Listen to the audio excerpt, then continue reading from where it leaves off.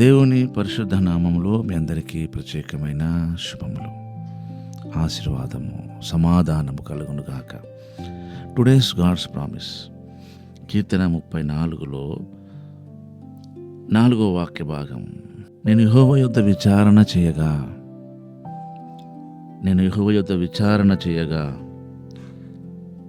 ఆయన నాకు ఉత్తరమిచ్చెను. నాకు కలిగిన భయములన్నిటిలో నుండి ఆయన నన్ను తప్పించెను. నేను ఆయన యొద్ద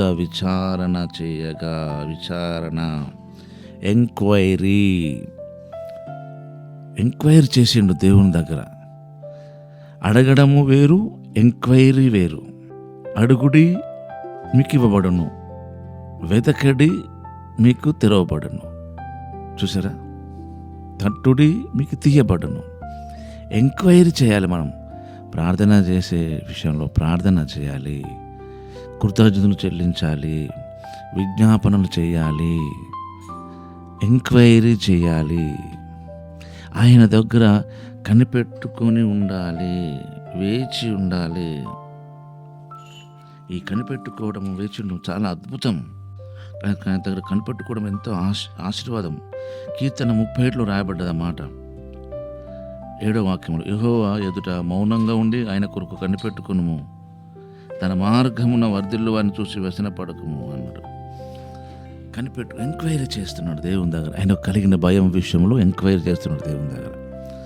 మనకు సర్వసాధారణంగా భయం కలిగితే మనం డాక్టర్ గారి దగ్గరికి ఎంక్వైరీకి వెళ్తాం. మంచిదే, వెళ్ళొద్దని కాదు, కానీ సర్వసృష్టికి కారణభూతుడైన దేవుడు ఆయన దగ్గర నువ్వు విచారణ చేస్తే నీకు కలిగిన భయం ఏంటో చెప్తాడు కదా. ఈ భయం వల్లనే కదా.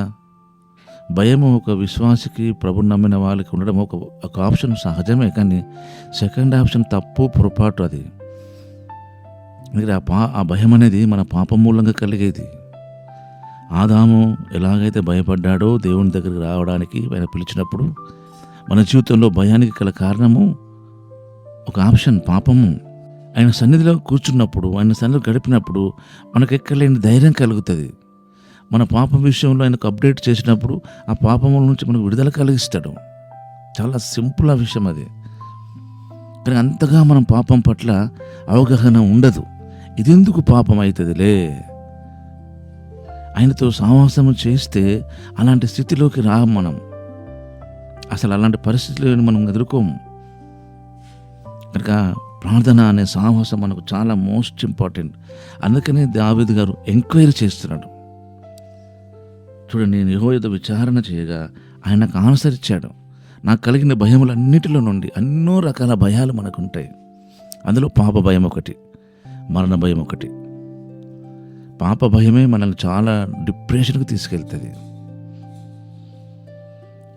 ఆ పాప భయములో నుంచి మనం విడుదల కలగాలంటే ఆ పాపం ఏమిటో, అందుకనే 139 కీర్తనలు రాయబడిన రీతిగా యేసయ్య దగ్గరికి వెళ్ళి, మన హృదయం చాలా డేంజరస్, మోసకరమైనది, ఘోరమైన వ్యాధి కలిగినదని నీ హృదయం గురించి నీకు కన్ఫర్మేషన్ ఉండాలి.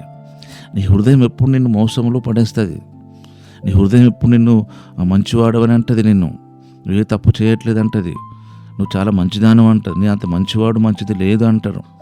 నిన్ను చాలా పొగుడుతుంది. నిన్ను చాలా దేవునికి దూరం చేసేది నీ హృదయమే. అది మోసకరమైనది, ఘోరమైన వ్యాధి కలిగినది. మార్కు సువార్త 7వ అధ్యాయం 21వ వాక్యం కూడా మీరు చూడండి. కనుక మన ఆత్మీయ జీవితంలో మనకు ఎన్నో రకాల భయాలు కలుగుతుంటాయి. ఆ భయాలన్నిటిలోని దేవుని దగ్గర అప్డేట్ చేయాలి. నీకు ఏ విషయంలో భయం అవుతుంది? నీ అనారోగ్య విషయంలో భయం అవుతుందా? నీ పిల్లల విషయంలో, చదువు విషయంలో, వారి ఎడ్యుకేషన్, వారి మ్యారేజ్, వారి భవిష్యత్తు గురించి భయం అవుతుందా? నీ భార్య గురించా, నీ భర్త గురించా? నీకు ఎందుకు భయం? రక్షణ గురించా, ఫైనాన్షియల్ గురించా? ఎందుకు భయం అవుతుంది నీకు? ఏ రకమైన భయం, ఏ విషయం నీకు భయం అవుతుంది? కొన్ని అనవసరమైన భయాలు ఉంటాయి. సౌలు గారికి అనవసరమైన భయం. మిక్మషులో ఆ ఫిలిష్తీయులు దిగేసరికి వాళ్ళు వచ్చి నేను అటాక్ చేస్తే చంపుతారని అనవసరంగా భయపడి పౌలు సమయంలో అర్పించవలసిన దహన బలిని ఆయనే దహన బలి అర్పించేశాడు. గమనించారా? దేవుడు సమాధాన బలను కోరువాడు కాడు. ఆయన మాట వినకుండా దహన బలి అర్పిస్తే ఏం ప్రయోజనం సౌలు గారికి? కనుక మనల్ని మనం పరిశీలన చేసుకుని నీకు ఏ రకమైన భయమో అది అప్డేట్ చేయండి. ఆ భయంకు సంబంధించిన వెనకాలన్న ఆ తప్పు పాపం ఏమిటో ఒప్పుకొనండి. దేవుడు నీకు సంపూర్ణమైన సమాధానం కలిగించి దావీదు గారు లాగానే భయములన్నిటిలో నుంచి నిన్ను తప్పిస్తాడు. అలాంటి కృప ప్రభు మనకు అనుగ్రహించును గాక. పరిశుద్ధుడైన తండ్రి, ఇది నా వాగ్దానంకై చెల్లిస్తూ యేసు నామములోనే ప్రార్థించడం తండ్రి. ఆమేన్.